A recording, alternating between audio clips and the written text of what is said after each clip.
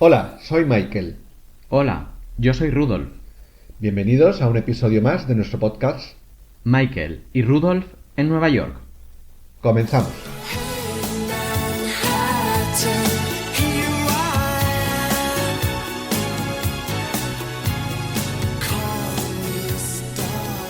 Bienvenidos a nuestro episodio número 3 de Michael y Rudolf en Nueva York.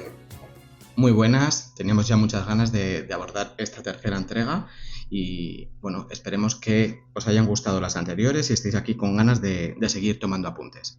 Recordad que nuestros podcasts van en orden cronológico secuencial, por tanto es importante, si acabas de llegar y es la primera vez que nos escuches, pues te recomendaríamos encarecidamente que antes de escuchar el episodio 3 escucharas el episodio 2, porque hemos dividido los primeros preparativos para el viaje a Nueva York en dos partes. El episodio 2 fue la primera parte y este episodio 3, que comienza ahora, va a ser la segunda parte. A diferencia del episodio anterior, en el que solamente dimos ideas y pautas de hemos decidido vamos a ir a Nueva York, ¿qué tenemos que empezar a mirar? Claro, fechas en las que es mejor o no ir, visitarlo, cuándo tienes que empezar a pensar en comprar, a mirar, comparar precios en páginas de hoteles, de vuelos, qué compañías, maletas, vuelos directos, un poquito lo que viene siendo el preparativo y el hacerte, pues eso, un planning, un esquema para darle forma a lo que va a ser el viaje. Y ahora en esta entrega pues vamos a ir a entrar un poquito ya más a fondo porque ya se supone que hemos elegido las fechas, que ya hemos hecho esa comparativa de precios. Sí, ya, no, de hecho ya hemos comprado el vuelo que os decíamos que era lo que nos iba a condicionar todo el resto del viaje. Ahora ya que tenemos el vuelo y las fechas, ya podemos empezar a pensar vamos a comprar o a reservar otro tipo de cosas. Pues precisamente de esto va este episodio número 3. Eso es, aquí vamos a ir dándole ya forma a ese primer esquema que hemos hecho. Vamos a ir poniendo todos los adornos a ese viaje. Bueno, y vamos a comenzar por el tema de la documentación. Y en primer lugar, recordaros que para viajar a Estados Unidos, siempre desde el punto de vista español, recordad que si venís, nos escucháis de otra nacionalidad, los requerimientos pueden ser diferentes. Pero en el caso de los países de la Unión Europea y muchos más, creo que son hasta 41 países, estamos exentos de pedir un visado de viaje. En cambio, estamos obligados a solicitar una autorización de viaje, una autorización electrónica, que eso justamente son las iniciales de ESTA, autorización electrónica para viajar, o algo más o menos. Entonces, el ESTA no es un visado. No, muy importante que lo diferenciéis, no es un visado, solamente es una preautorización a viajar. Y de hecho, hay que tener en cuenta que tampoco nos garantiza la entrada en el país, porque, como digo, es una preautorización. Una vez que lleguemos a los Estados Unidos, allí en inmigración, el personal de seguridad de la TSA evaluará si somos aptos para entrar o no al país. Luego os comentaremos en qué consiste esa evaluación. Esta autorización es únicamente y casi exclusivamente para la aerolínea. La aerolínea necesita que el gobierno americano nos haya preautorizado para viajar. No basta con comprar un billete para Nueva York o Estados Unidos. No es como viajar a la Unión Europea, que tú compras tu billete a Londres o París, te vas al aeropuerto y directo a la puerta de embarque. Aquí no. Aquí necesitamos esa preautorización y de hecho esta nos lo van a exigir en las puertas de embarque. Ya comentaremos en el siguiente episodio, que ya comienza el viaje directamente y ya estamos en el aeropuerto, cómo consiste este chequeo previo de seguridad, ¿vale? Entonces, este trámite aprobado, lo que nos permite es eso, como estás diciendo, llegamos al aeropuerto, podemos facturar, podemos pues pasar seguridad y embarcar en el avión. Exacto. Pero no nos garantiza que al llegar a Estados Unidos no nos echen para atrás. Exacto. ¿Vale? Muy bien. Que sería difícil, pero no es imposible ni improbable y mucha gente lo podrá corroborar, ¿vale? Y casos tenemos también de conocidos, bueno, y casos conocidos que con el está aprobado tampoco han podido subir al avión. Les dijeron, te vas a quedar aquí esperando en esta salita y en el siguiente avión te regresas para España. Eso es. Así es que es importante, hay que sacarlo. ¿Cuánto cuesta el ESTA? Porque no es gratis, lamentablemente. El ESTA cuesta $21. Precios del 2024, Si nos estás escuchando en otro momento, a lo mejor ha subido o ha bajado, no lo sabemos. Pero hoy por hoy son $24. Que si te lo deniegan, te devuelven 17. Mira, es un consuelo. Y te cobran solo 4 por los trámites. Pero el precio completo son $21. ¿Y hay que ir a alguna oficina a sacarlo, el trámite? No, el trámite es totalmente online. E importante, cuando vayas al navegador a buscar el ESTA, te saldrán un montón de webs que te van a querer vender el trámite del ESTA. Mucha precaución porque la mayoría te van a cobrar una cantidad desorbitada de dinero, en torno a $70, por tramitarlo. Pero porque son simples intermediarios. Así es que, muy importante, solamente desde la web oficial de la Autoridad de Transporte americana.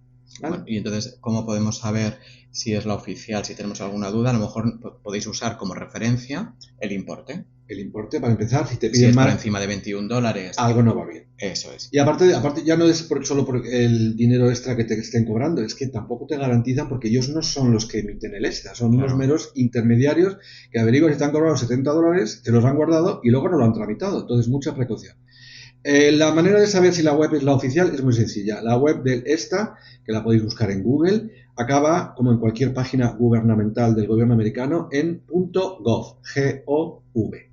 Si la web donde estáis intentando sacar el ESTA acaba en .com, .org, .net o .averiguatuqué, desecharla porque no es la web oficial. Bueno, ¿vale? pues entonces ya con ese detalle sí que vamos, Por eso. podemos ir Es más muy, lo seguro. digo porque es que lamentablemente es así. Si vas a Google y pones esta tal cual, esas 4 letras, las primeras 4 o 5 webs que salen son de empresas privadas que te van a cobrar. No es la web oficial, así es que un poquito de precaución, ¿vale?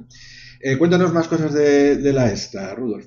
Bueno, pues a ver, datos que nos van a pedir, imprescindibles, datos personales, como son pues nuestro nombre, apellido, fecha de nacimiento, el número de pasaporte, la caducidad del pasaporte, que bueno, ahora aquí os comentaremos también un detalle a tener en cuenta sobre la caducidad del pasaporte, y también nos va a pedir la dirección donde nos vamos a alojar una vez hayamos entrado en Estados Unidos, que es para donde lo estamos solicitando.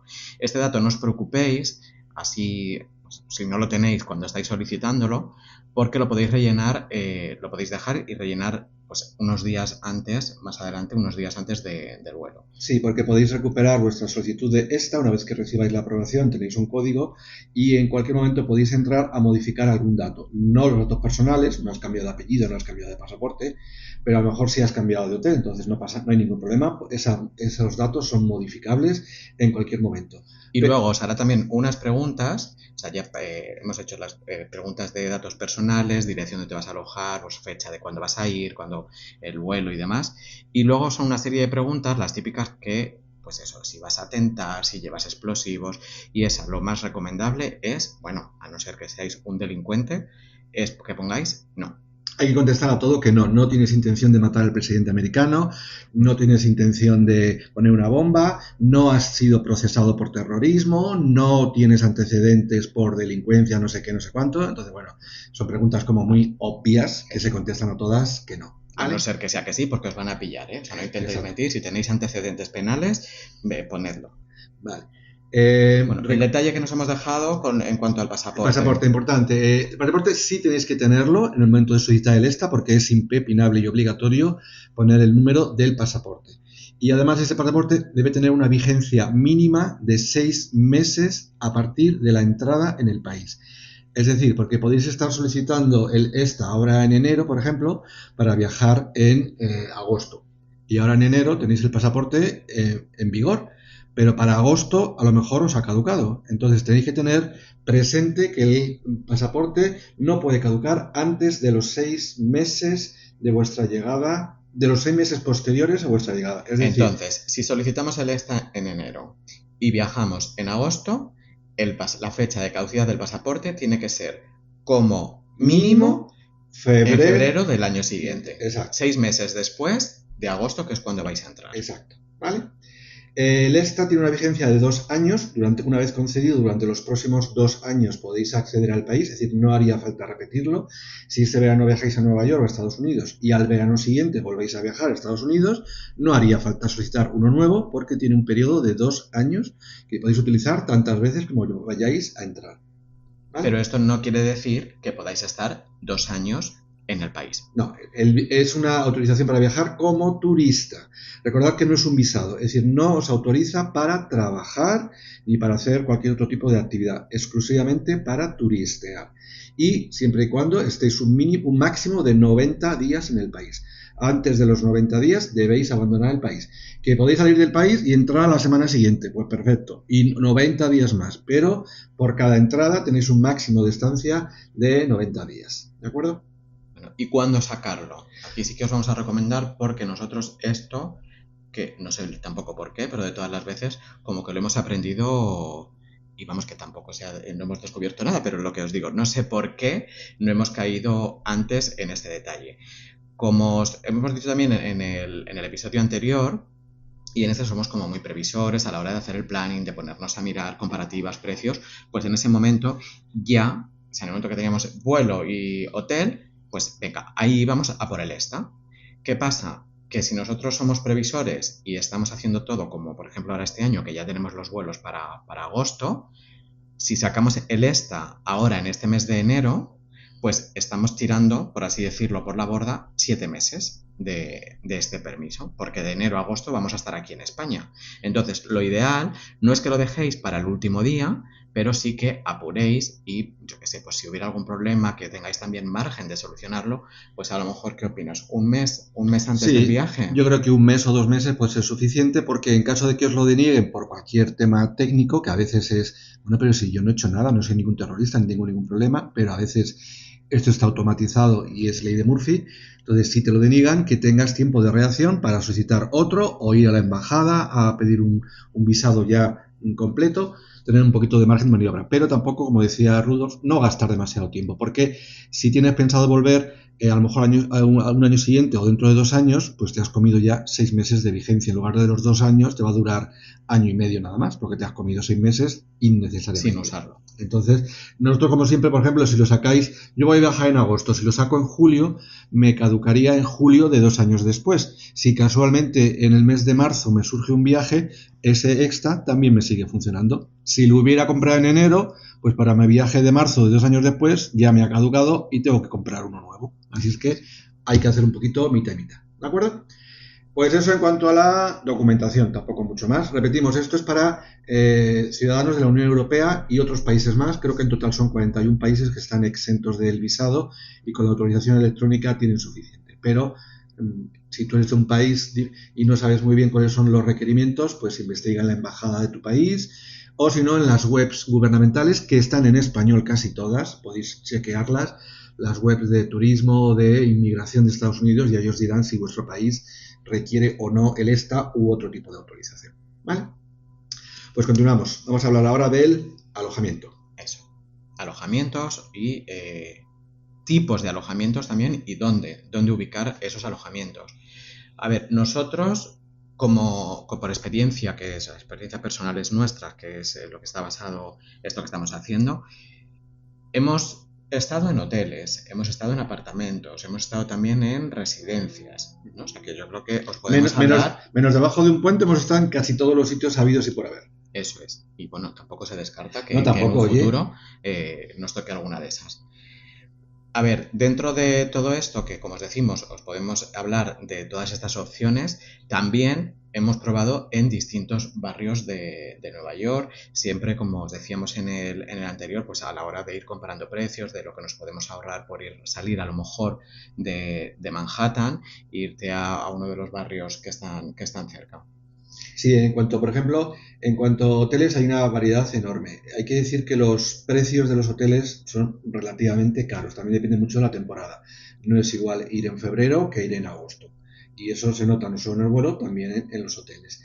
Los apartamentos. Bueno, aquí quiero comentaros que quiero hacer un pequeño inciso. Para contratar un apartamento tenéis muchas opciones. Las típicas plataformas de alojamiento, de alquiler de apartamentos, como puede ser Airbnb, o VRBO, o HomeAway, o incluso hasta Booking también te alquila apartamentos. Pero en enero del 22 la ley del Estado de Nueva York cambió en lo que se refería a los alojamientos turísticos. Y ahora exigen, por ejemplo pongo el caso de Airbnb, que es el más conocido, y por eso ha bajado muchísimo la oferta. Veréis que hay muy pocos apartamentos para alquilar en estas plataformas.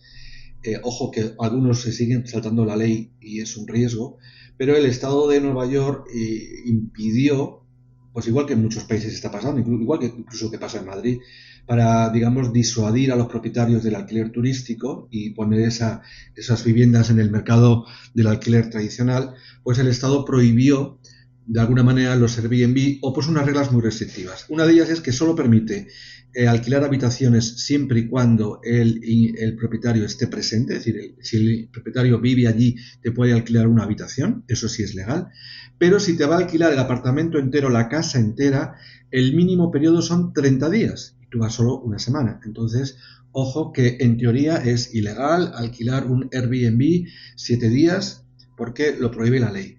¿Que lo puedes hacer? Seguramente sí. ¿Que te expones a que muy mala suerte haya una investigación, un inspector y te puedas quedar en la calle y te pongan una multa? Entonces, precaución con ese tipo de cosas. Luego también está el tema del precio, lógicamente. En cuanto a los hoteles, por los ejemplo, hoteles tienes que tener en cuenta las categorías. Son relativamente caros y las categorías no son como las españolas. Todos los que volamos desde España nos damos cuenta que un hotel de 4 estrellas de allí, aquí a lo mejor sería de solo 3. Es decir, allí están un poquito infladas las calidades, quitando los hotelazos de 5 estrellas super lujo, que esos son una pasada en todas partes. Ojo que el número de estrellas no es del todo fiable como podría ser en España, que parece ser que controlamos mucho mejor la categoría del hotel. Allí un 4 estrellas, luego puede ser un poquito mediocre. Y además son... Y un 3, un 2. Y un 3, un 2. Además son relativamente caros. Pero bueno, hay precios para todos los bolsillos. Tú has comentado, podéis ir a hoteles más o menos buenos o a hostels, residencias, ¿vale? El precio también importa mucho según la zona. No es lo mismo, incluso en igualdad de condiciones de tipo de hotel, un hotel de 3 estrellas que está en el Bronx no te va a costar lo mismo que uno que esté en Times Square. Entonces, cuanto más céntrico, más caro. Eso ya tenéis que controlarlo.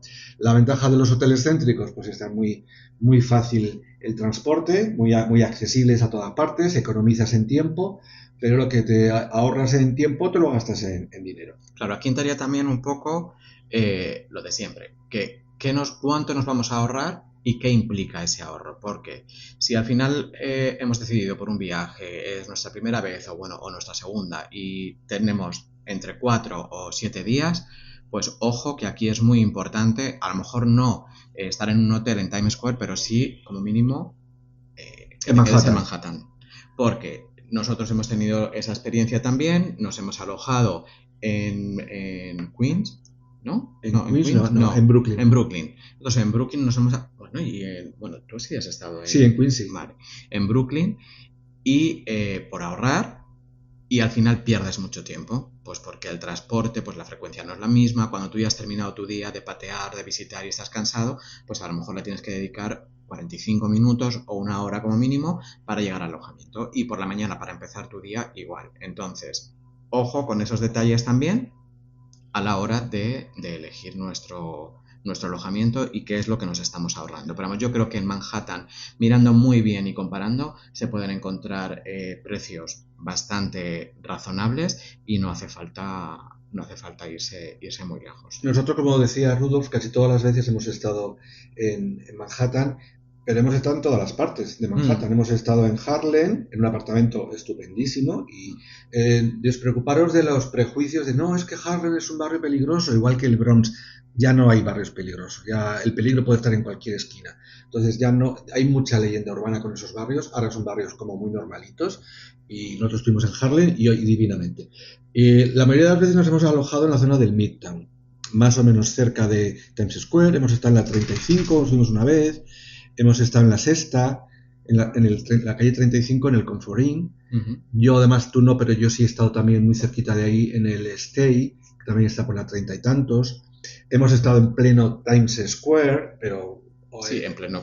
En pleno, que es que salíamos, yo salí en pijama allí a las luces. Hemos estado también en... Yo he estado en otro, que eso era como una residencia en Union Square. Hemos estado en un hotel que estaba bastante bien por Chinatown, al principio de Chinatown. Bueno, hemos estado en casi todos los barrios. Luego ya en cualquier barrio vais a estar bien porque casi todo os va a pillar a mano para empezar vuestro día, empezar a visitar, para hacer turismo. Entonces no hace falta, como os decimos, que os vayáis a uno de los barrios que a lo mejor ya van a estar más lejos, como puede ser Queens, Brooklyn... O, por ejemplo, el caso de New Jersey. En el caso de New Jersey, si lo miráis en un mapa, diréis, bueno, pues es que está a 5 minutos de Manhattan. Sí, pero primero, es otro estado, son otras normas. Allí, por ejemplo, el tema de Airbnb ya no es el mismo. Pero sobre todo es el tema de la comunicación. Podéis ver que hay hoteles que están justamente enfrente de Manhattan, simplemente cruzando el río Hudson, pero New Jersey no tiene metro. Entonces, puede estar en el mapa relativamente cerca, pero luego en tiempo ya no es tan cerca, porque en New Jersey dependéis de los autobuses y de los trenes, no hay metro. Entonces, la frecuencia no es la misma y seguramente el precio son bastante apetecible, pero hay que verlo como un hándicap el tema del transporte, ¿vale? Y Rudolf, ¿y cuándo empezamos a reservar? Ya tenemos los vuelos. ¿Cuándo reservamos hotel? Pues ya, si tenemos ya los vuelos, ya. Y además aquí es más fácil porque, como os comentábamos, creo cuando hablamos de los vuelos, hoy en día hay muchas opciones de cancelación gratuita. Entonces, nosotros casi siempre, de hecho yo creo que ya para este también tenemos unos cuantos, nos hemos juntado con 4 o 5 reservas para las mismas fechas en distintas plataformas y pues eso, 2 semanas antes, una, dependiendo de cuándo es la fecha tope que tienes para cancelar, es cuando ya nos hemos decidido por la opción definitiva. Entonces, ir mirando desde ya, igual, tema de cookies. De todas maneras, aquí si vais a... No sé si pasa en todas o no, si vais a mirar en la web para el alojamiento en Booking, os recomendamos que lo hagáis a través de la aplicación, porque siempre suele tener mejores precios, mejores ofertas para el mismo hotel, mismas fechas. Lo vais a mirar en la página web y lo miráis al mismo tiempo en la aplicación y es un poquito más económico. Entonces, os recomendamos eso, que desde el primer momento que ya tenéis el vuelo, ya tenéis las fechas, ya tenéis todo decidido, empezar a mirar varias plataformas y coger opciones de cancelación gratuita. Como dice Rudolf, la ventaja de esa cancelación gratuita, nosotros lo hacemos muchas veces, y no nos sonroja decirlo. Inclusive reservamos 3-4 hoteles y según avanza el tiempo vamos viendo la evolución de los precios y decidimos quedarnos con alguno y cancelar los otros. Siempre la mayoría intentamos hacer, claro, si reservamos algo es precisamente porque es con cancelación gratuita y además no tienes que pagar nada, no tienes que adelantar el dinero, lo pagas en el hotel. Por tanto, te puedes coger 3 o 4 un poco acaparadores y luego irlos soltando a medida que veas la evolución de los precios. Inclusive también nos ha pasado muchas veces, y lo hacemos bastante frecuentemente, es el mismo hotel, cancelarlo y volverlo a reservar. Porque los precios varían, no sabemos muy bien el algoritmo a qué se dedica, pero el mismo hotel lo has reservado por, digamos, 1.000 y 3 meses después el mismo lo ves por 800. Bueno, pues como reservaste con cancelación gratuita, cancelas la de 1.000 y vuelves a reservar otra vez la de 800, siempre y cuando haya disponibilidad, claro. ¿Vale? Bueno, aquí os una última recomendación. Primero, en este caso, este ejemplo que os ha puesto Michael, primero reservad la de 800 y luego canceláis la de 1.000. Porque no vaya a ser que por un error, cosas de plataformas web y demás, canceléis primero y os quedéis sin una y sin la otra. Eso. Y además también no estaría de más que os pongáis una alarma en el móvil que os recuerde cancelar todas las reservas que no vayáis a usar. Y apuntar todas las que tenéis. Pues mira, que no se me olvide que una semana antes tengo que cancelar fulano, mengano y sutano, muy importante. Bueno, pues ya tenemos documentación, ya tenemos el alojamiento. Vamos ahora con atracciones. Atracciones que vienen siendo, o sea, no lo que viene, el parque de atracciones, no. O sea, cosas que podemos hacer allí. Musicales, edificios, miradores a los que queremos subir, algún evento deportivo, conciertos, bueno, pues todo aquello que queramos, que queramos o que se pueda aprovechar para hacer durante nuestra estancia en Nueva York. Bueno, en este punto comentaros que generalmente todas las atracciones turísticas y sobre todo los eventos hay que comprarlos con bastante antelación. Entonces, los podéis comprar perfectamente ya 6 meses antes, ya como conocéis las fechas. Cuanto antes reservéis según qué cosas, mejor. Porque sobre todo en temporada alta a veces es imposible. Nosotros, por ejemplo, en nuestro penúltimo viaje intentamos subir a un mirador porque era muy nuevo. De hecho, cuando empezamos a realizar el viaje no se había abierto al público, se abrió unos meses antes de nuestra llegada, no reservamos. Cuando estuvimos allí y nos pasamos, nos pareció que era lo más y queríamos subir y fuimos 3 días y los 3 días nos dijeron no hay entradas. Entonces, para el último viaje, que fue el del verano pasado, ya nos curamos en salud y lo reservamos con tiempo de antelación porque en temporadas altas hay muchísima demanda, ¿vale? También comentaros que para el tema de, no para eventos, pero sí para las atracciones turísticas o sobre todo los miradores, museos, etcétera, hay unos pases o tarjetas en plan tarifa plana. Es decir, compras un pase por X euros y te incluye no sé cuántas atracciones turísticas. Nosotros tenemos que deciros que nunca lo hemos usado. hay muchísima gente que lo compra y lo recomienda, nos parece muy bien, pero no podemos daros nuestra versión porque nunca lo hemos utilizado, porque nunca hemos pensado que lo necesitemos. Esos pases que te venden un descuento enorme, te vas a ahorrar chorrocientos mil dólares o euros en visitas a museos y atracciones turísticas. Claro, te lo vas a ahorrar si visitaras esos 100 museos que te dicen ahí. Si no tienes intención de visitar 100 museos, pues realmente no llegas a amortizarlo. Y ese es el motivo por el que nosotros nunca lo hemos usado. Hemos preferido ir a tiro hecho y comprar los miradores o las atracciones exactas que queramos visitar. Y el ahorro tampoco es para tanto, ¿vale? Pero bueno, sí, pero porque quizá también este tipo de pases lo que hacen es que te pueden incluir, sí que es verdad que te puedes ahorrar, como dice Michael, si durante tu estancia allí vas a verlo todo, o sea, vas a pasar a todas las exposiciones que haya en Nueva York en esa semana, todos los museos, todo. Pero como no suele ser el caso, o sea, que tenemos que elegir, pues, a lo mejor un par de miradores, un museo. ¿Qué pasa? Que suelen incluir 2 o 3 de los principales y muchísimos secundarios que tú a lo mejor de normal no visitarías, pero como están incluidos, pues los vas a visitar. Entonces nosotros siempre lo que hemos hecho es eso, ¿yo qué es lo que quiero ver? Estos 2 o 3 principales, pues voy a ir a por esos. Bueno, si estáis escuchando de vez en cuando un clic, clic, clic, clic, clic, es nuestro perrito, que habitualmente es muy tranquilo, pero hoy está muy inquieto y no para de pasearse. Nuestro perrito tiene un nombre, no podía ser de otra manera. ¿Cómo se llama nuestro perrito? Brooklyn. Se llama Brooklyn. Y yo creo que está claro, escuchando tanto sobre Nueva York, nos ven nosotros tan entusiasmados y entonces él ya también pues se está poniendo, pues eso, como me tocará a mí, ¿dónde vamos a viajar? Bueno, lo que os decíamos, tenéis que intentar reservar según qué cosas con bastante antelación, sobre todo lo que son los eventos musicales, deportes, conciertos, etcétera, ¿vale? Volviendo al tema iniciando el tema de musicales. Los precios de los musicales suelen ser bastante caros. Aunque esto, como siempre, es muy relativo. ¿Qué llamamos caro? Bueno, pues el precio medio de una entrada normalita, no de primera fila, ni tampoco del último gallinero, va a rondar fácilmente los $100, ¿vale? Por supuesto, lo podéis encontrar más baratos, más caros, depende de varios factores. Por ejemplo, no es lo mismo ir a un musical que está ahora puntero y de moda, que ha ganado muchos premios, a otro que lleva ya 20 años en cartel y que ya tiene mucho menos demanda. Lógicamente, el precio no es el mismo, ¿vale? Pero bueno, eso ya tenéis que valorarlo. Es una bonita experiencia. Ahora en Madrid tenemos la gran suerte de que Madrid es otro templo de los musicales. De hecho, no os sorprenda que los musicales de Broadway luego vengan a Madrid o viceversa. Y son las mismas productoras, los mismos montajes, el mismo vestuario, exactamente igual. Por tanto, hace unos años sí era una experiencia ver un musical en Broadway. Hoy en día, por ejemplo, el Rey León que hay en Madrid es exactamente igual que el Rey León que hay en Broadway. Pero exactamente igual. Cambian los actores, son otros, pero aquí cantan en español, allí cantan en inglés, pero se acabó. La diferencia ahí se acabó. Bueno, entonces, pero sí que es una experiencia. Sí merece la pena, asistir a un musical en Broadway, por decir, bueno, pues son esas cosas que hay que ir marcando de esto ya lo he hecho. Lo que pasa que, o sea, allí, bueno, pues cuando vayáis os vais a dar cuenta que todos son, Broadway es un teatro al lado de otro, o sea, prácticamente se solapan y os va a llamar la atención porque los teatros son muy antiguos, son muy pequeños. No es a lo mejor la distribución a lo que estamos acostumbrados aquí en los teatros que nos parecen como súper amplios, las butacas.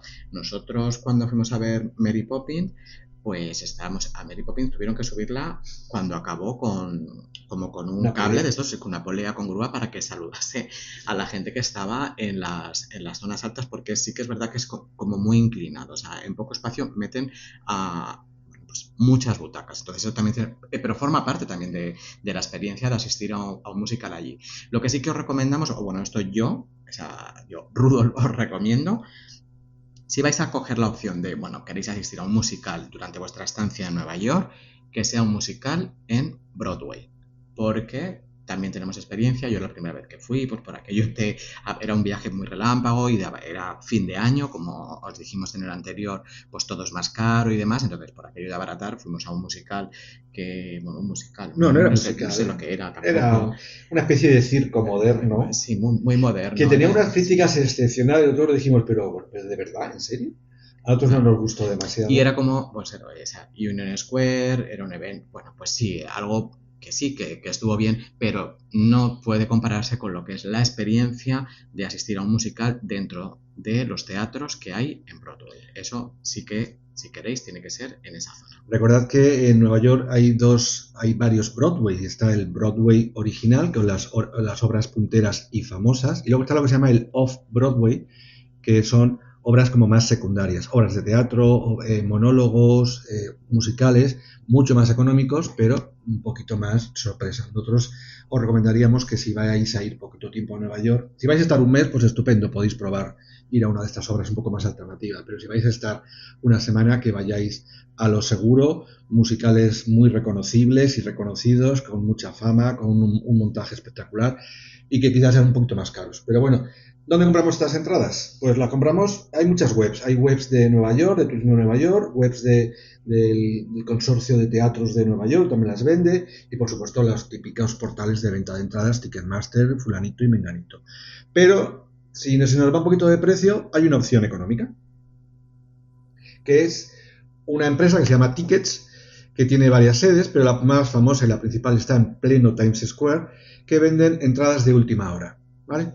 Tiene pros y contras. El pro es que ofrecen precios bastante asequibles, tampoco son chollos, pero suelen ser más baratas que en taquilla. Pero el contra es que son de último minuto, es decir, las puedes comprar en el mismo día, hasta el mismo día no salen a la venta, no puedes comprarlas demasiado anticipadamente, es pasarse por allí, por tickets, hacer la cola y a ver qué hay. Y suelen ser más baratas, y también suelen ser entradas que ya los teatros no han conseguido vender, por eso las revenden un poco más baratas. Y muchas veces son entradas de baja visibilidad, en el último gallinero, entonces también, bueno, ese es el contra. Pero bueno, oye, a lo mejor por $30 tienes una entrada para ver un musical, a lo mejor no en las mejores condiciones, pero puedes decir que has ido a ver un musical. Eso es. Recuérdanos dónde está Tickets. En las escaleras de Times Square, por ejemplo. Entonces tiene fácil localización, es de color rojo también. Bueno, claro que les hablamos en las escaleras de Times Square, como claro, nosotros bueno, ya, pero bueno, ya las encontraréis, ya las encontraréis. Sí, ¿vale? porque es como algo muy emblemático de Times Square para ver. Seguramente que aunque no vayáis a comprar, os vais a hacer fotos allí, pues justo debajo es donde están las taquillas para comprar.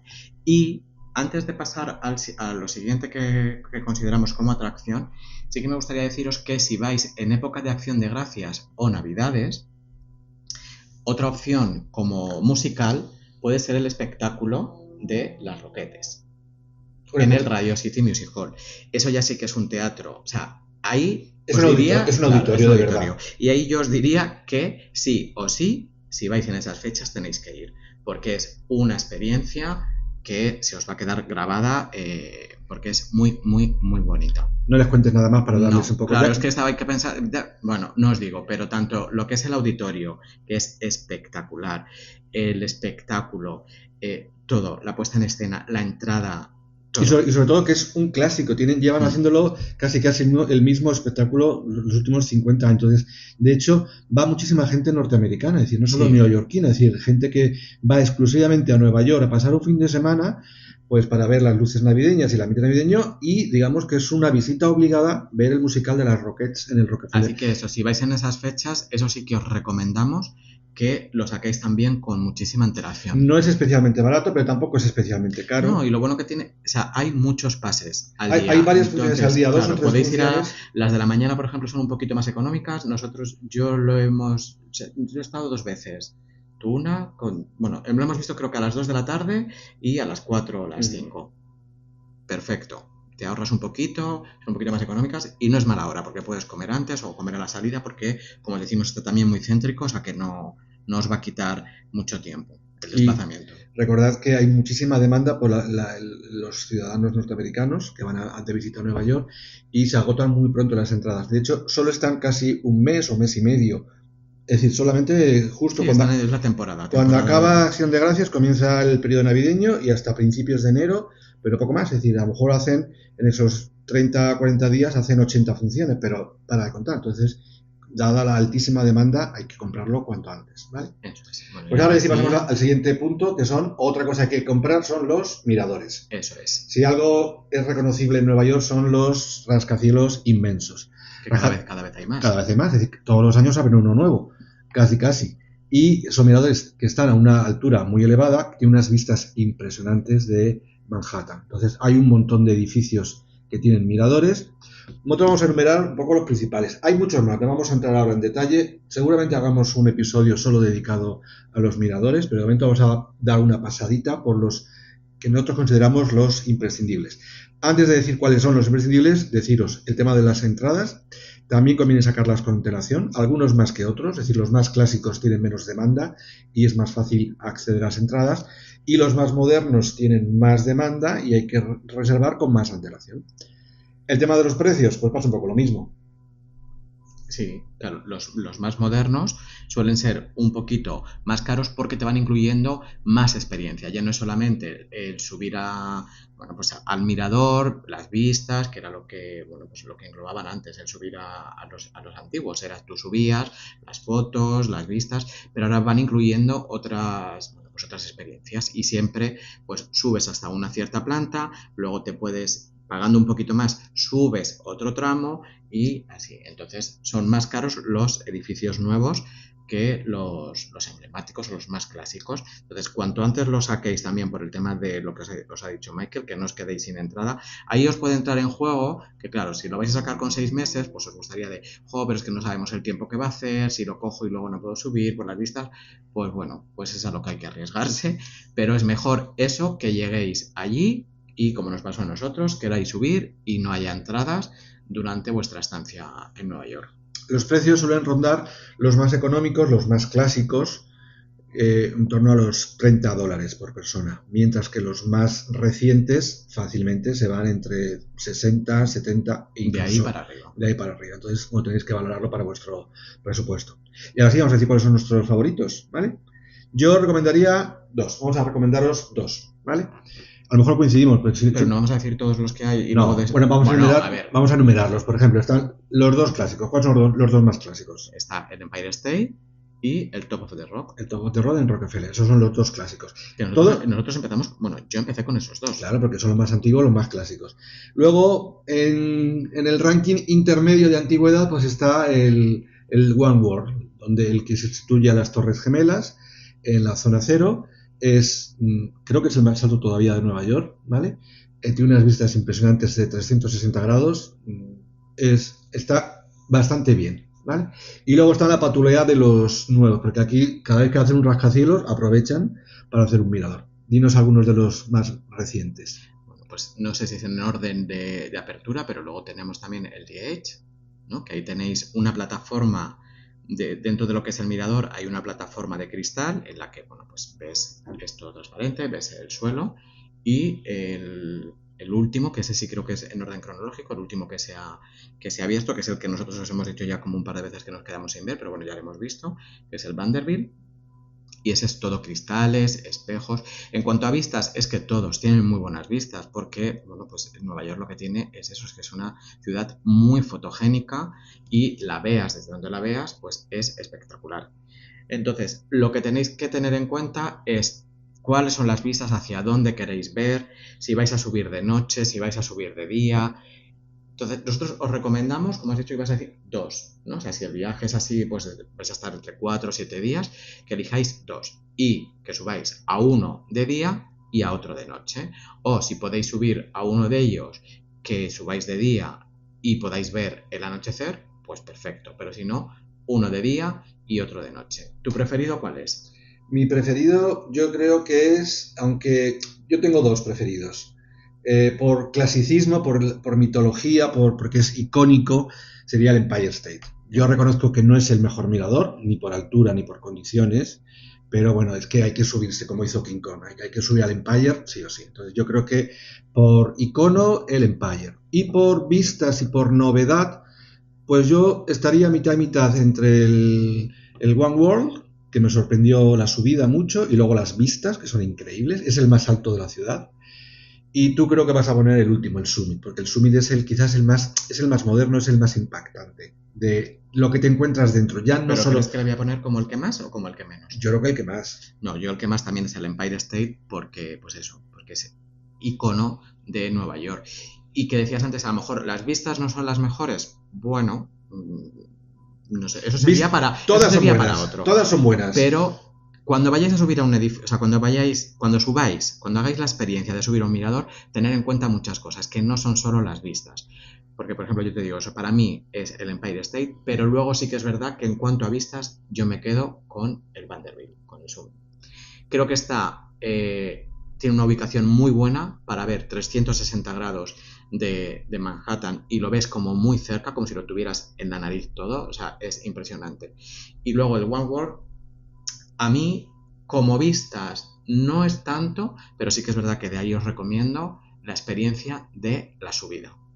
No os vamos a desvelar, no busquéis tampoco mucho, pero la entrada de ese mirador yo creo que su fuerte, o sea, su plato fuerte es la subida, que eso son unos segundos, pero te tocan de una manera que pocas cosas os van a tocar así. Y luego las vistas, no, pues a lo mejor por el tema cristales, porque no sales a terraza, y hay algunos otros que sí. Entonces, como veis, puede ser un poco difícil, algo, el elegir, pero que con que cojáis 2, suficiente. Sí, como bien ha dicho Rudolf, nuestra recomendación es que cojáis uno de día y otro de las vistas de noche, que si bien no veis nada más que lucecitas, pero también es una vista estupenda. Y ojo que intentar subir un mirador en las horas de anochecer, es decir, ya al final de la tarde, comienzo de la noche, son las más demandadas. Es decir, todo el mundo tiene la misma idea. Las más demandadas y las más caras. Y las más caras. De hecho, el precio no es el mismo.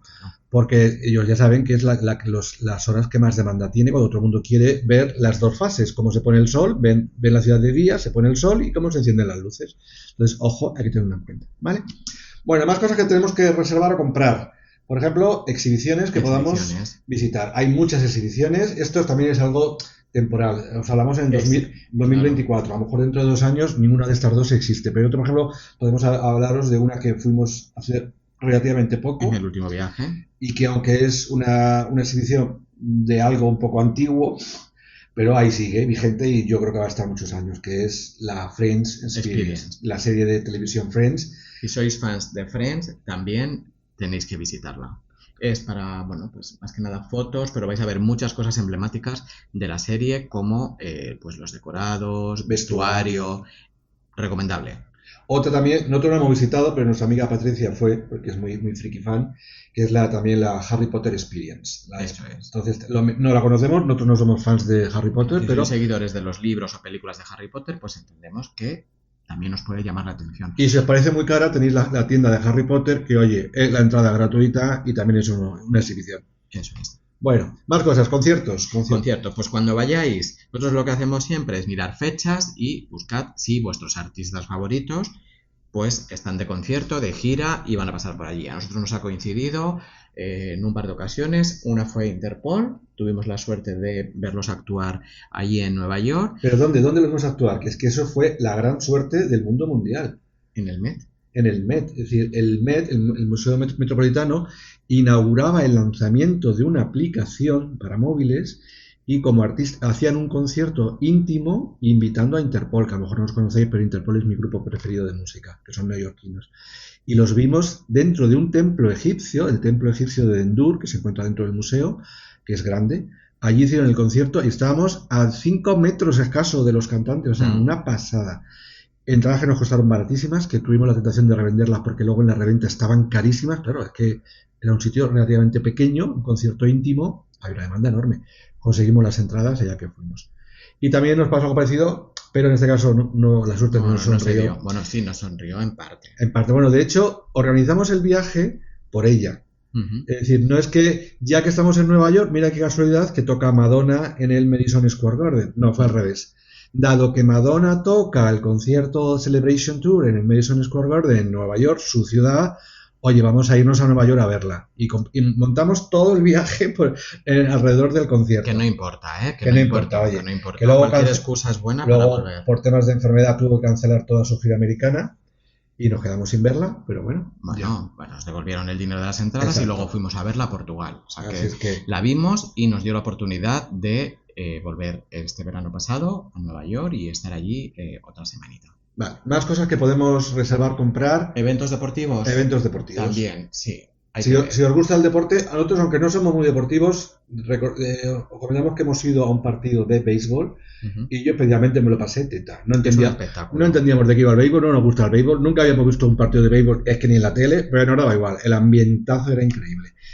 Comentaros que allí lo tienen muy bien organizado porque los principales deportes, las temporadas no se solapan. Es decir, que en las mismas fechas no hay varios deportes a la vez. Allí se reparten el año en cada liga. Entonces, por ejemplo, básicamente vamos a reducirlo a 3 ligas. La liga de hockey, la llamada la NHL, la National Hockey League, con el equipo de Nueva York, que son los New York Islanders. Luego está la liga MLB, o lo que llaman las series mundiales, que es el béisbol. Ahí tienen 2 equipos, los New York Yankees y los New York Mets. Y por último, el baloncesto, la NBA, que también tienen 2 equipos, los New York Knicks, que juegan en el Madison Square Garden, y los Brooklyn Nets, que juegan creo que en el Barclays, en Brooklyn, ¿vale? Eh, Comentaros la experiencia nuestra. Nosotros solo hemos ido, a mí me gustaría a un partido de la NBA, pero no hemos conseguido ir nunca. Hemos ido a este partido de los Yankees, en el estadio de los Yankees en el Bronx, y nos pareció divertidísimo el partido. Desde el momento de la entrada al estadio, el tocar el himno nacional, aquello era una fiesta, bares, tiendas, un ambientazo. El partido fue aburridísimo para nosotros y para ellos también. De hecho, había más gente en las tiendas y en los bares que en el estadio viendo el partido. Era así. ¿Por qué? Porque era un poco aburrida. Pero bueno, ellos sabrán.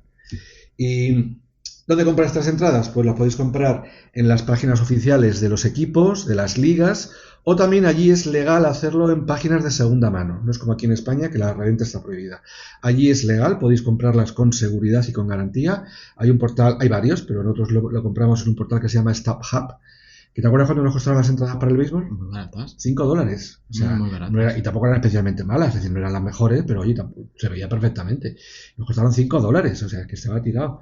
Y son gente que tiene abonos y no va a ir al partido y revende su entrada en estas plataformas como StubHub, que es legal, la podéis comprar, es confiable y es seguro. Así es que, pues oye, puede ser una buena opción. Sobre todo porque así un poco salís, sobre todo de los deportes en España, acostumbrados al fútbol. Veis algo diferente que es muy divertido y oye, hay que probar cosas nuevas. Los precios, Rodos, ¿en qué no lo sabes? Te lo digo yo. Como hemos dicho, el béisbol nos costó muy baratito.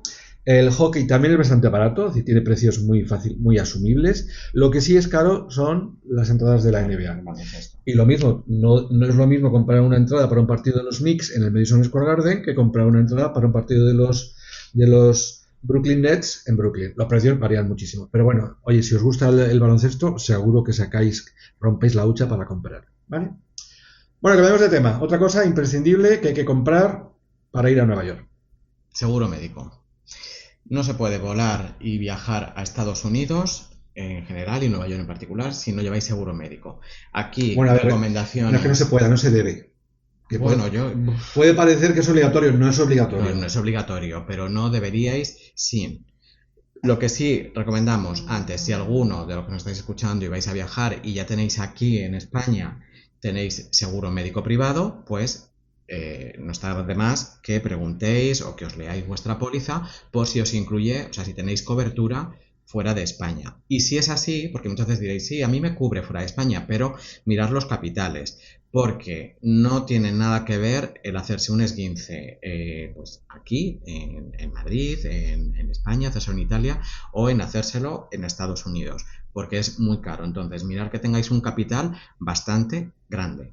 Y si no es así, o sea, si pues tenéis póliza de seguro privado que no os incluye cobertura en el extranjero, os la incluye, pero el capital en concreto en Estados Unidos es bajito, haceros un seguro médico aparte. Cuando decimos bajitos, ¿a qué puedes considerar bajito? Hay muchas compañías que os pueden incluir como el capital fuera por accidente o por lesiones o por asistencia médica, pues a lo mejor 3.000 euros, 12.000 euros. Eso es muy bajo. Porque solamente yo creo que levantar el teléfono, que vaya la ambulancia allí a recogerte y te hagan cualquier prueba de imagen, supera ya esa cantidad. Entonces, mirad muy bien eso, si el capital es bajito, como decimos esas cantidades, y si es así, pues un seguro médico aparte. Nosotros os decimos esto también porque hemos pasado esa experiencia. Nosotros tenemos uno de los viajes, íbamos pues con familia y amigos, y una de las personas, nada más llegar, se cayó por las escaleras del apartamento fue lo primero que hicimos, o sea, ese día, o sea, no habíamos soltado las maletas y de ahí tuvimos que ir a una clínica. Afortunadamente esta persona llevaba su póliza de seguro médico y durante la estancia allí pues tuvo que estar con la pierna ya vendada, con muletas y acudir en 2-3 ocasiones, tuvo pues por dolores, para que la volvieran a hacer radiografías y eso hubiera sido una pasta y te puede arruinar pues tus vacaciones, tu viaje. Y no solamente penséis en accidente, porque era lo que nosotros hasta ese momento pensábamos, de, pues si no voy a tener la mala suerte de caerme allí o de que me... Bueno, acordaos que también, no sé si fue en el primero, os comentamos que a mí me atropelló un ciclista, no me hizo nada afortunadamente, pero bueno, que esas cosas pueden pasar, pero a lo mejor no es tan común como que tú llegues allí y te empieza a doler una muela. Y si vas 7 días y te empieza a doler el primero, pues tienes que ir a un médico que te manden calmantes y demás. Entonces, no os la juguéis por 70, 100 euros que os va a costar un seguro médico. Y lo que decía Rudolf, importante, la cantidad a asegurar. Dependiendo de esa cantidad, el precio va a subir o bajar. Lo digo porque podéis encontrar seguros muy baratitos. Pues mira, me cobran 30 euros. Sí, pero hay que vigilar la cantidad. ¿Cuál es la cantidad mínima recomendable? Pues puede parecer una barbaridad, pero no lo es, de $300.000 hacia arriba. Si pueden ser más, incluso el $1.000.000, mejor. Y ahora $1.000.000, qué exageración, y que fueran a trasplantarme un hígado. Bueno, es que, como ha dicho, te rompes una pierna y tienen que hacerte radiografías, una férula, o tienes que estar ingresado 2 días, es que la factura son miles y miles y miles de dólares. Que es que la sanidad allí es privada. Allí no existe la seguridad social. Así que olvidaos de la seguridad social española. Vuestra tarjeta de seguridad social allí no sirve para nada. Así es que va a ser necesario que llevéis un seguro sí o sí. Y los precios van a depender de esas coberturas. Unas más, otras menos. Como ha dicho Rudolf, el precio suele rondar, pues depende de la compañía y la cantidad asegurada, pero bueno, para calcular entre 70 y 100 dólares, un seguro bueno, entre una cobertura entre 600.000 y el $1.000.000. Bueno, pues ya parece que lo tenemos más o menos todo lo que hay que tener en cuenta para marcharnos. Vamos a ver ahora un poquito por encima, porque esto ya os adelanto que depende de muchos factores, de qué hoteles vais a elegir, del barrio, espectáculos, pero bueno, algo así como, y también del año en el que nos estéis escuchando y cuando vayáis a ir y en la época del año. Pero un poquito por encima vamos a hablar del presupuesto. Un presupuesto teniendo en cuenta alojamiento, vuelo, dinero que nos vamos a gastar en comidas, las visitas y compras. Compras las mínimas, ¿eh? También os decimos que este presupuesto que vamos a deciros es totalmente orientativo, por supuesto. Y además es un presupuesto bastante mínimo. ¿Vale? Por ejemplo, le damos el vuelo. ¿Cuánto es un precio medio para viajar, por ejemplo, en verano? Eso es, pues más o menos 500 euros por persona, teniendo en cuenta nuestras experiencias. A día de hoy, 2024, por ahí van a andar los precios. ¿Que encontréis más barato? Estupendo. ¿Que más caro? Mala suerte. El alojamiento. 7 días en un hotel mediano, cuando decimos mediano, 3-4 estrellas. Exacto, normalito. No a lo mejor en pleno Times Square, pero sí en Manhattan. La habitación para 2 personas pueden ser perfectamente 800-1.000 euros la semana. Es decir, que por persona más o menos tocaríais a 400-500 euros. Y siempre tiramos un poco por abajo. ¿Que puede ser mucho menos? Claro, te vas a un hostel del YMCA y claro que es más barato. ¿Que puede ser más caro? Claro, te vas al Marriott de Times Square y es más caro. Y es más caro. Comidas para 7 días. Os podéis gastar aquí también, como estás diciendo tú de los hoteles, puedes ir a la opción de abaratar y todos los días pues ir comiendo pues de pizzas, hamburguesas, perritos y demás, o sea, eso se puede hacer, es una semana, o también darte algún homenaje en restaurantes, pero vamos, siempre es una media, calcular entre 350 y 400 euros por persona. Exacto, comiendo bien, y tampoco hace falta comer todos los días de McDonald's. Visitas mínimas, bueno, pues muy muy mínimas, vas a ir a un par de miradores, que es lo que hemos recomendado justamente antes, pues pone que te vas a gastar unos 100 euros, ¿vale? ¿Que vas a ir a más espectáculos, deportes, miradores? Pues va a subir, lógicamente. Pero decimos que es un presupuesto mínimo ajustadito, ¿vale? ¿Cuánto suma todo lo que hemos dicho entonces? Bueno, pues teniendo en cuenta todo esto que hemos visto de vuelos, alojamiento, comidas, visitas mínimas, estamos hablando de unos 1.400, 1.600 euros por persona. Así es que... Y no hemos incluido ni las compras ni los caprichitos. Exacto. Entonces vete haciendo un cerdito de hucha, vete echando ya un plan... Otra cosa que no hemos incluido... Un plan de ahorro, porque calcula que te vas a gastar unos 1.500 por persona. Eso. Otra cosa que no hemos incluido, y creo que, o no sé si vamos a hacer alguno así específico temático, pero en cuanto a visitas, exhibiciones, no hemos hablado de los museos. Nueva York es una ciudad que tiene un abanico muy amplio, una oferta muy amplia y muy buena de museos. También hay varios museos, a tener en cuenta, que permiten el dar una donación. Sí, lo que se llama Pay as you wish, paga lo que deseas. Es decir, aunque tengan una tarifa oficial, hay muchos, ya os contaremos en un podcast especial de museos y atracciones turísticas, que puedes pagar un poco lo que quieras. Y algunos incluso tienen horarios gratuitos. Un día a la semana o 2 días, en según qué horarios, son gratuitos. Y aparte hay muchas atracciones que son gratuitas. Es decir, puedes coger, ya lo comentaremos también, qué hacer en Nueva York de gratis. Cruzar el puente de Brooklyn, coger el ferry a ver la estatua, pues etc. Entonces el tema museos lo dejaremos para... Exacto. Igual que los miradores, que no hemos profundizado, haremos un podcast solo para hablar de los miradores en detalle. Vale. Entonces vamos. Ya tenemos el presupuesto. Ahora, ¿cómo lo pagamos allí? Bueno, llevamos todo con tarjeta, llevar dinero en efectivo, que esto es algo que normalmente nosotros cuando viajamos y vamos con amigos, pues siempre es esa la duda de, ¿pero vosotros vais con dólares o lo pagáis todo con tarjeta? Pues, a ver, sí, aprovechamos el máximo posible con tarjeta de crédito. Hoy en día, y bueno, y más en Estados Unidos, puedes pagar todo con tarjeta y no hay, en muy raros sitios te vas a encontrar como aquí en la cantidad mínima, entonces vas a poder pagar, te compras un paquete de chicles y lo puedes pagar con tarjeta de crédito, pero sí que es verdad que nosotros siempre llevamos una cantidad pequeñita de dinero en efectivo por si acaso, pues yo que sé, cualquier cosita así de calle, o yo que sé, vas a pasar a un baño en los que tienes que dar dinero en efectivo por usarlo, pues bueno. Y si no lo gastamos, lo que hacemos es el último día, como os decimos, siempre vamos pagando con tarjeta de crédito, pues el último día, ¿cuánto te queda a ti? ¿Cuánto me queda a mí? De esos $100 que llevamos por persona, y ya ese último día estamos pagando dinero en efectivo. O sea que no pasa nada, pero sí que es verdad que intentamos, ¿no? Pues por no ir con el dinero encima, por no tentar a que se pierda, que te lo quiten, pues no llevamos mucho. Recomendación en cuanto al tema de las tarjetas. Habéis comentado, Rudolf, el tema de las tarjetas de crédito. Ojo que allí muchas tarjetas de débito españolas no funcionan. Las de crédito funcionan todas. Las de débito, pues depende, como tengan el día, te funciona o te funciona. Entonces, no vayas con una única tarjeta. Si tienes varias, llévate un par de tarjetas variadas, débito, crédito, etcétera. Si las tienes, claro, si solo tienes una, pues te encomiendas a quien sepas. Porque tampoco sería nada sorpresivo que alguna no te funcione. Entonces conviene llevar siempre un par de tarjetas por si acaso. Y en cantidad, como he dicho, nosotros solemos llevar últimamente un mínimo de $100 para, pues eso, por persona, pues para el bolsillo, para cositas así, un perrito en la calle o en sitios en los que a lo mejor no te fías demasiado, porque a ver, hay también casos de que, oye, aquí en este puesto callejero no me da buena sensación dar mi tarjeta, aquí con la bacaladera. Entonces, bueno, pues en esos casos el efectivo también, ¿vale? Y ya por último tema, más cosas que hay que comprar para irse a Nueva York. Bueno, pues hay que tener en cuenta los candados para la maleta.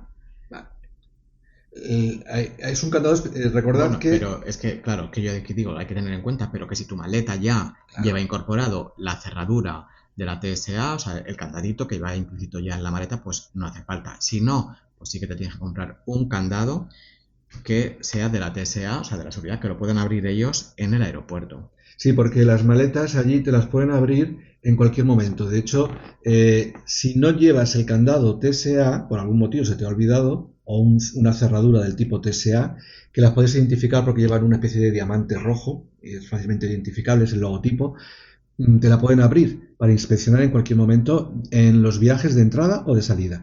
Y si tu maleta va cerrada, no se cortan un pelo en descerrajarla y casi que romperla para poder abrirla. Entonces, si tiene este tipo de cerradura o candado de tipo TSA, ellos tienen una llave maestra que te la pueden abrir la maleta sin destrozarte la cerradura. Entonces, casi todas las marcas de maletas modernas, tipo Samsonite, etcétera, ya llevan incorporada ese tipo de cerradura, pensando precisamente en esto. Pero si tu maleta es antigua y no tiene ese tipo de cerradura, pues a lo mejor deberías ponerle un candado, que lo puedes comprar en cualquier sitio, en Amazon, hasta el propio IKEA vende los candados, ¿vale? Más cosas. Adaptadores, enchufes, que esto sí que tenéis que tenerlo en cuenta, que luego llegamos allí con nuestro secador, con el cargador del móvil y llegas allí y los enchufes son distintos. ¿Que lo podríais comprar allí cuando lleguéis? O sea, que tampoco pasaría nada si se os ha olvidado, no lo habéis tenido en cuenta, no pasa nada. Pero si lo podéis prever, pues se compran aquí los adaptadores para los enchufes. Que son imprescindibles, porque las patillas de allí son planas y las de aquí en Europa son circulares, entonces no es compatible. Hoy en día hay algunos también de estos universales, que Sí. es como un adaptador que lleva todas Todas para las donde... patillas. Exacto. Pero bueno, en el caso europeo nuestro, nuestros enchufes no concuerdan, les hace falta. Allí la corriente eléctrica no es igual que en España, allí va a 125 voltios, que para los aparatos electrónicos, el cargador del móvil, la cámara de fotos, etcétera, no hay mayor problema porque la mayoría de los aparatos electrónicos llevan ahí un retaquito, una pieza que es un transformador. La mayoría de los aparatos electrónicos funcionan entre 5 y 10 voltios, por tanto ya llevan su propio transformador y aunque la entrada sea a 125 o a 220, al final ellos acaban reduciéndolo a 5 o 10 voltios. Pero, por ejemplo, hay aparatos que solo funcionan a 220. Por ejemplo, he dicho el secador de pelo, que tampoco haría falta llevárselo, los hoteles tienen, pero imagínate que vas a ir a una casa y no sabes si va a haber secador y lo necesitas. Pues que sepas que el secador no te va a funcionar, ni con adaptador ni sin él, porque la potencia del voltaje no es la misma. Así es que olvídate, ¿vale? Y ya para terminar, el tema del teléfono. Hoy en día somos inseparables de nuestros móviles. Hay que tener en cuenta el tema del roaming, lo de la itinerancia. Es muy cara en Estados Unidos, entonces chequea con tu compañía los precios en roaming, porque a lo mejor mandar un WhatsApp te puede costar €1, mandar un WhatsApp, así literalmente. Entonces hay que comprobarlo. Nosotros, por ejemplo, vamos a hacer aquí un anuncio publicitario, tenemos Vodafone y Vodafone sí incluye en nuestra tarifa sin ningún coste el roaming en Estados Unidos, pero la mayoría de operadores no. Entonces, una buena opción es comprar lo que se llama una tarjeta eSIM, para cuando estés en Nueva York, tanto hablar como sobre todo navegar. Las tarifas eSIM, las tarjetas eSIM que no son físicas, son digamos virtuales, no requieren tenerla físicamente metida en el móvil, es un código como el que dice, la puedes comprar online, hay de muchísimas marcas, la más conocida es Holafly y oye, te salva puedes estar por una cantidad de dinero bastante reducida, puedes estar conectado a internet en tu móvil, puedes usar el Google Maps, colgar fotos en las redes sociales, etcétera. Entonces es muy recomendable. ¿Vale? Sí. Pues nada, creo que ya hemos dicho todo, es decir, ya estamos preparados para salir hacia Nueva York. Ya hemos comprado todo, ya hemos reservado todo, ya tenemos todo listo. Siguiente episodio del podcast, rumbo a Nueva York. Ahí os comentaremos pues cómo empieza nuestro viaje. Cómo empieza el viaje, desde ya sales de casa, te vas al aeropuerto, el check-in, la seguridad, aterrizas allí, más seguridad, coges un taxi o no para conseguir llegar a tu alojamiento, etcétera, etcétera. Así es que os esperamos en el próximo... Esperamos que tengáis ganas, tanto como nosotros, que la verdad es que estamos como si fuésemos a viajar nosotros, estás haciendo como un preparativo. Bueno, es que vamos a viajar este verano, entonces... Bueno, pero este verano no vamos a visitar Nueva York. Pero vamos a Estados Unidos, entonces las recomendaciones nos valen lo mismo también. Bueno, pues os esperamos en la siguiente entrega, que será la 4ª ya. Exacto, ya rumbo a Nueva York. Ya entramos en pista. Os esperamos en nuestro siguiente episodio. Gracias por escucharnos.